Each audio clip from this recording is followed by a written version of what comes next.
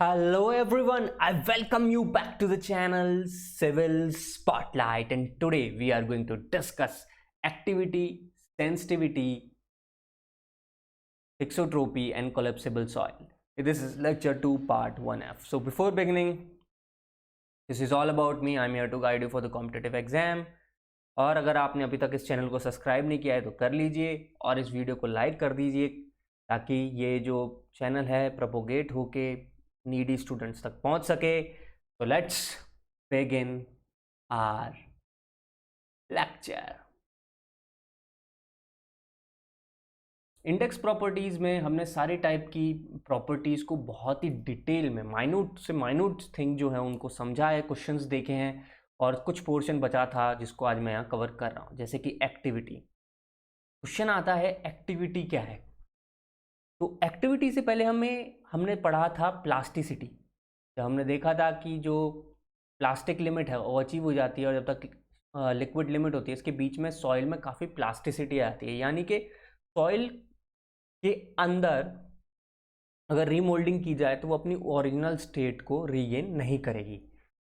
तो वो zone plasticity कहलाती है. और प्लास्टिसिटी जो क्ले के अंदर होती है सर्टेन मिनरल्स की वजह से होती है. ये बात हमको बहुत ही क्लियरली पता चल चुकी है कंसिस्टेंसी के अंदर. अब स्केम्पटन्स जो था उसने एक ऑब्जर्व किया, यानी कि एक्सपेरिमेंट किया, उसमें एक ऑब्जर्वेशन मिली कि जितना ज़्यादा प्लास्टिक इंडेक्स हो, प्लास्टिसिटी इंडेक्स होगा यानी कि आईपी होगा, यानी कि सिंपल फिजिकल वर्ड में कहूँ जितनी ज़्यादा सॉइल के अंदर प्लास्टिसिटी होगी उतनी ही ज़्यादा उसके अंदर क्ले मिनरल रहा होगा या क्ले साइज के मिनरल रहे होंगे. सिंपल भाषा में बोलूँ जो हम फिजिक्स में पढ़ते आए हैं, तो जितना ज़्यादा आईपी उतनी ज़्यादा क्ले मिनरल्स. ओके, तो IP is directly proportional to clay minerals. तो उसने इसके अंदर एक कांस्टेंट डाल दिया होगा, उसको नाम दे दिया एक्टिविटी. अब क्या है, तो he introduced activity and defined it as the ratio of plasticity index to soil particles less than 2 micrometer. और 2 माइक्रोमीटर से छोटा क्या होता है, क्ले. आई बात समझ में. So activity is basically the ratio of IP divided by CW. CW क्या है, क्वांटिटी ऑफ क्ले मिनरल्स.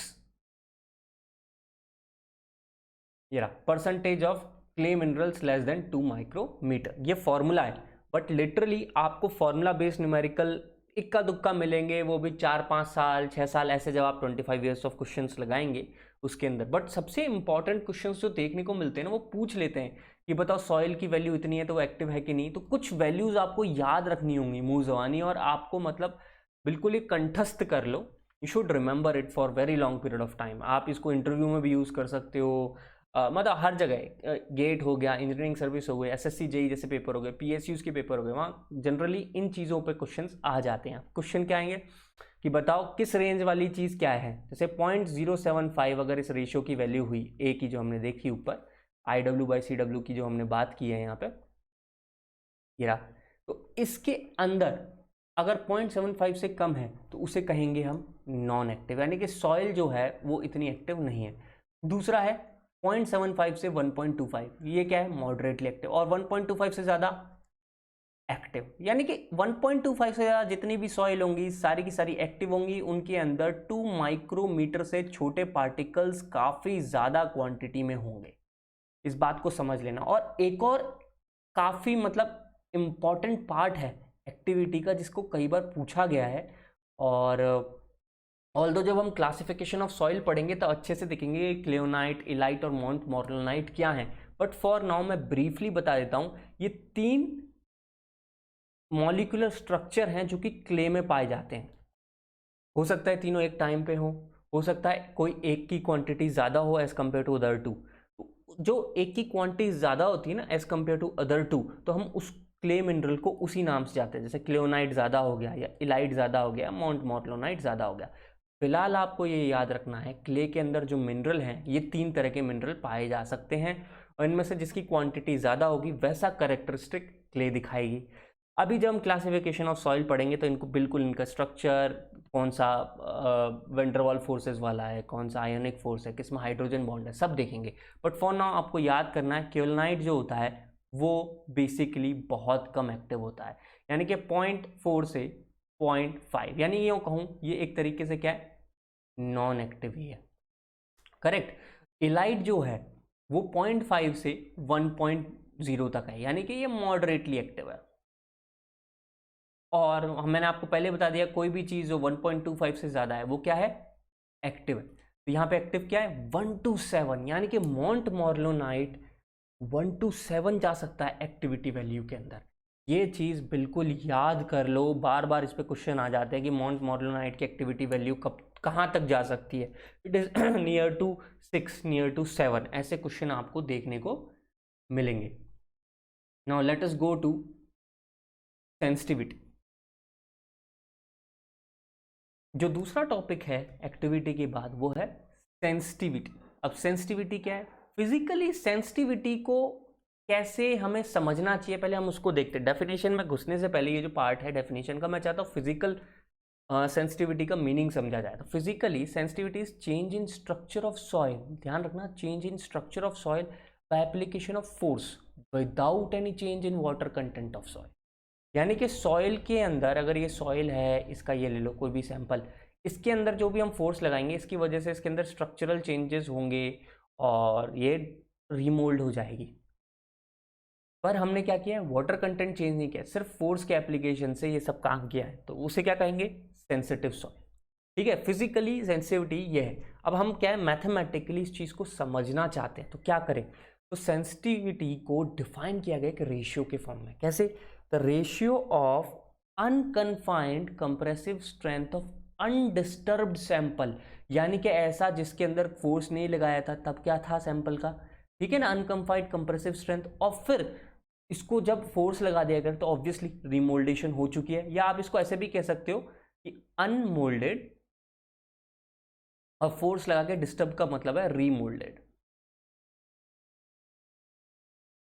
ठीक है, तो ratio of unconfined compressive strength of undisturbed sample to unconfined compressive strength of disturbed sample, यानी कि moulded. और इसको किससे डिनोट कर रहे हैं, एस से। अब आपके दिमाग में आ रहा कि पीयूष यार ये अनकन्फाइंड कंप्रेसिव स्ट्रेंथ क्या है। देखो, जब हम चैप्टर में सॉइल के अंदर एक चैप्टर में पहुंचेंगे शियर स्ट्रेंथ वाले चैप्टर में, तब मैं बहुत अच्छे से सारी टेस्टिंग समझाऊंगा। बट अभी के लिए आप ऐसा ना हो कि बिल्कुल भारी पड़ जाए और रटना पड़े, तो उसको मैं दिखा देता हूँ।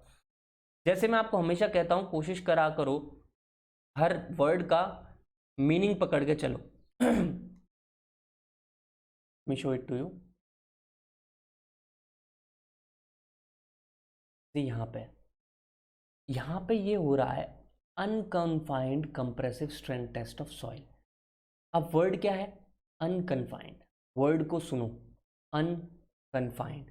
अगर ये वर्ड है हमारा अनकन्फाइंड, इसका मतलब इसके चारों तरफ से कोई फोर्स नहीं लग रहा होगा, ये हवा में खाली रहेगा और ऊपर से फोर्स लगाया जाएगा और इसका डिस्टॉर्शन ये प्रोविंग रिंग में आ जाएगा। ठीक है, तो इसको क्या कह रहे हैं, अनकन्फाइंड कंप्रेसिव स्ट्रेंथ। सिंपल, कोई कन्फाइनमेंट नहीं है।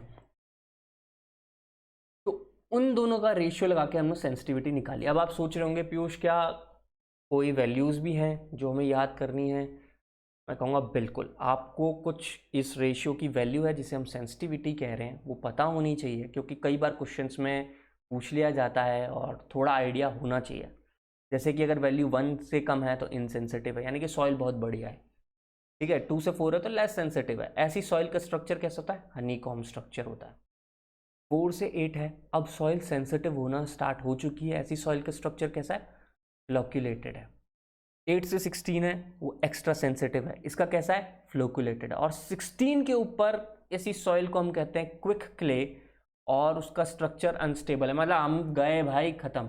अब आपके दिमाग में आ रहा होगा यार ये फ्लोक्यूलेटेड क्या है, ये हनीकॉम्ब स्ट्रक्चर क्या है। अभी जैसे मैं क्लासिफिकेशन ऑफ सॉइल पढ़ाऊंगा, वहाँ सॉइल अरेंजमेंट पढ़ाया जाएगा। हनीकॉम्ब स्ट्रक्चर मैंने कहा जैसा नाम वैसा काम, बार बार, तो आप समझ सकते हो एक हेक्सागोनल शेप में सेटलमेंट हो जाएगा ऑफ सॉइल मिनरल्स।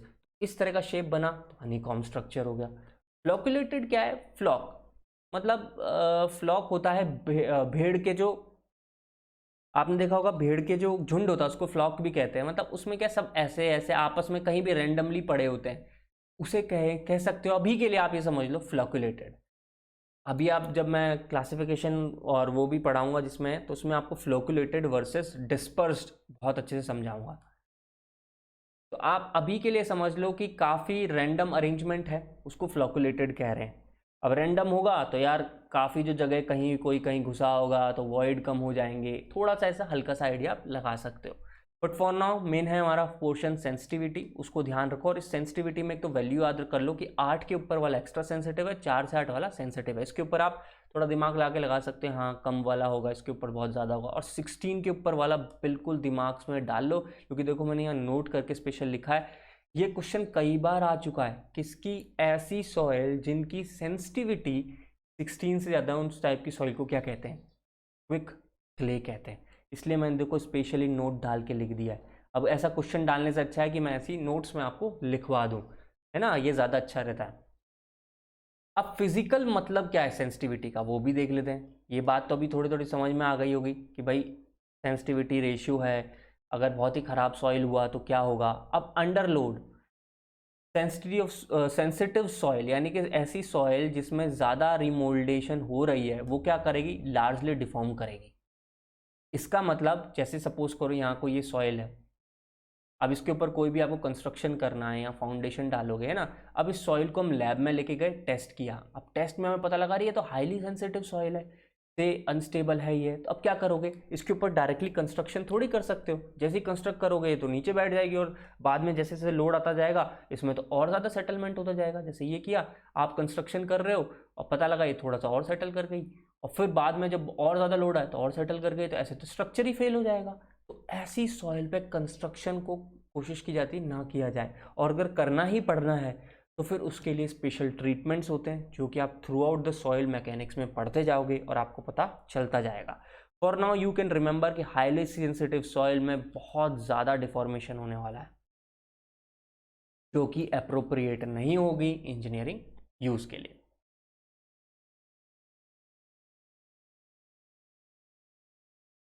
तो ये था सेंसिटिविटी।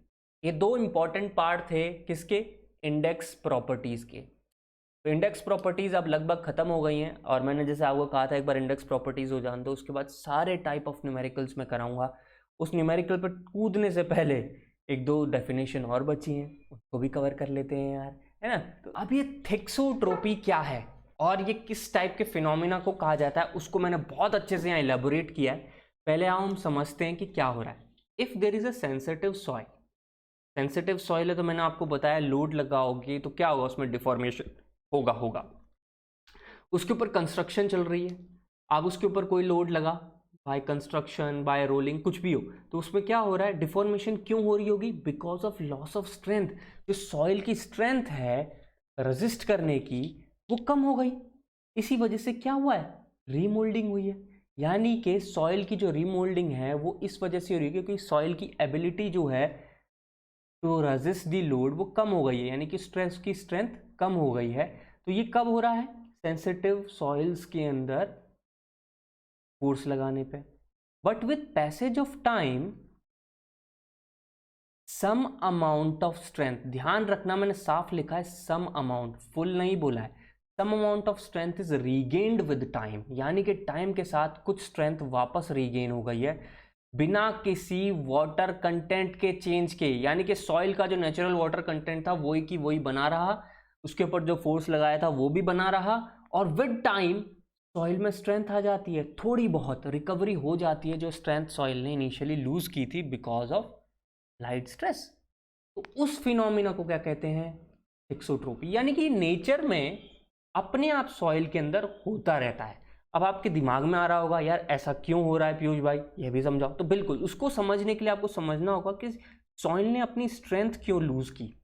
तो वो देखो, सॉइल ने अपनी स्ट्रेंथ लूज की टू रीजंस की वजह से। रीओरिएंटेशन ऑफ मॉलिक्यूलर स्ट्रक्चर, ठीक है, और दूसरा है permanent destruction of soil structure. Obviously जब मैंने वर्ड लिख दिया परमानेंट डिस्ट्रक्शन, तो इसका मतलब जो बॉन्ड्स थे इंपॉर्टेंट वो ब्रेक हो चुके हैं परमानेंटली। बट एक जो रीओरिएंटेशन है ना मॉलिक्यूलर स्ट्रक्चर का, ये ऑब्वियसली हम कहीं ना कहीं क्या कर सकते हैं, टाइम के साथ रीगेन कर सकते हैं। तो यही है मैंने यहाँ लिखा है कि with time only strength is gain by recovering the orientation of soil structure not the distracted soil. यानी कि जो सॉइल के बॉन्ड्स थे जो ब्रेक हुए परमानेंटली, इसलिए वर्ड यहाँ डाल दिया परमानेंट, वो वापस नहीं मिल रहा है। सिर्फ जो ओरिएंटेशन था विद टाइम सॉइल का वो उसने रिकवर कर लिया, जिस वजह से सॉइल के अंदर स्ट्रेंथ आ गई है to resist the existing load.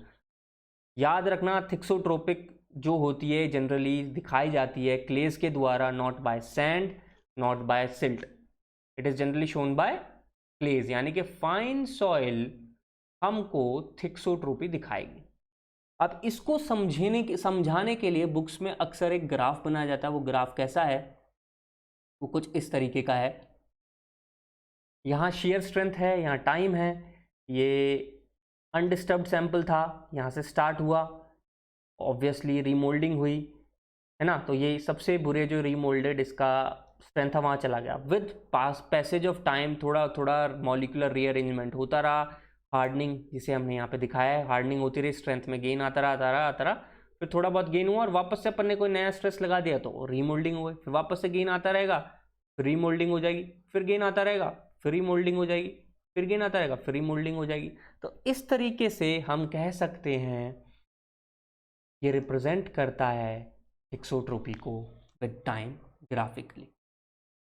ठीक है, अब सिक्सोट्रोपी देख ली तो साथ में एक और डेफिनेशन है यार, वो भी देखते जाओ। कोलेप्सिबल सॉइल, बड़ी इंटरेस्टिंग है ये सॉइल। ऐसी सॉइल जिसके अंदर वाटर कंटेंट यानी कि मॉइस्चर कंटेंट बढ़ने पर इसकी वॉल्यूम डिक्रीज हो जाती है। Exactly the soil that undergoes large decrease in volume due to increase in moisture content, उसे कोलेप्सिबल सॉइल कह रहे हैं। आप सोच सकते हो ऐसी सॉइल, आपने अगर लॉजिकली सोचो आप एकदम से दिमाग में नहीं ला पाओगे, क्योंकि बरसात के टाइम में आप कहोगे सर पानी भर जाता है, आपने तो ये पढ़ाया कि ऑब्वियसली वॉइड के अंदर अड़ गया, इसको ज़बरदस्ती पार्टिकल को फोर्स करेगा, तो बल्कि हल्की सी बढ़नी चाहिए। देखो वो हर सॉइल में नहीं होता है, एक टाइप ऑफ सॉइल है स्पेशली, इसलिए तो डेफिनेशन दिखा रहा हूँ कोलेप्सिबल सॉइल। अब आपके दिमाग में आ रहा होगा एग्जाम्पल भी दो प्रैक्टिकल लाइफ का, तो मैं कहता हूँ सैंड ड्यून्स।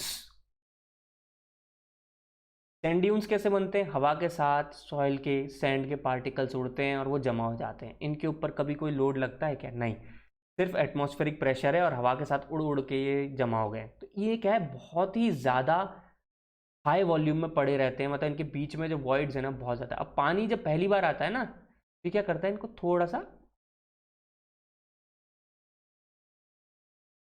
सेटल कर देता है। तो सबसे बढ़िया एग्जाम्पल है कोलेप्सिबल सॉइल का ये जो सैंड ड्यून्स बनते हैं राजस्थान के अंदर। और ये किस कैटेगरी ऑफ सॉइल में आते हैं, लॉसेस सॉइल। आपको एग्जाम्पल लिखना होगा, लिख के आना loess soil, because loess soil is the soil that is happening in the मरुस्थली, मतलब राजस्थान का जो जैसलमेर बाड़मेर वो वाला पोर्शन है ना, जहाँ पे आपको रेतीला पोर्शन मिलता है, वो वाला सारा काम आएगा कोलेप्सिबल सॉइल में, fails under the category of losses soil. अब बात कर लेते हैं, कोलेप्सिबल की बात कर लिए तो एक्सपेंसिव सॉइल। ये बड़ा क्वेश्चन पूछा जाता है, ऑल्दो क्लासिफिकेशन ऑफ सॉइल में सारे रीजन बताऊंगा मैं, बट मैंने सोचा यही मेंशन कर देता हूँ क्योंकि माउंट मॉर्लोनाइट के बारे में हमने देख लिया है। तो ये है कि एक्सपेंसिव सॉइल क्या है। एक्सपेंसिव सॉइल वो है जो कि दिखाता है large increase in volume with increase in moisture content. Collapsible क्या है, decrease in volume with increase in moisture content. ये क्यों, अब आपके दिमाग में आ रहा होगा सर एक्सपेंसिव सॉइल में ऐसा क्यों होता है, तो इसका रीजन है presence of montmorillonite mineral in soil. अभी के लिए इतना याद कर लो क्लासिफिकेशन ऑफ सॉइल में, जो कि बाद में स्टार्ट होगा उसमें आपको अच्छे से बताऊंगा ऐसा क्यों हो रहा है। तो क्ले के अंदर अगर माउंट मॉर्लोनाइट मिनरल है तो बहुत ज़बरदस्त स्वेलिंग होके रहेगी with increase in moisture content. For now index properties में यही था। So before leaving I request you subscribe this channel, share it with your friends, and if have any query mention it in the comment section below. और यार मैं एक बात remind करा देता हूँ, 25 ईयर्स ऑफ गेट एसएचए और ESC के क्वेश्चंस लगाते रहो कंटिन्यूसली, उसी से ही आपको समझ आएगा किस टाइप के क्वेश्चन पूछे जा रहे हैं। और मैं यहाँ पे सिविल स्पॉटलाइट पे अब सारे टाइप के क्वेश्चंस लेने वाला हूँ इंडेक्स प्रॉपर्टीज़ के, तो आप उन सारे क्वेश्चंस को देख सकते हैं नेक्स्ट लेक्चर में। Signing off, God bless you all.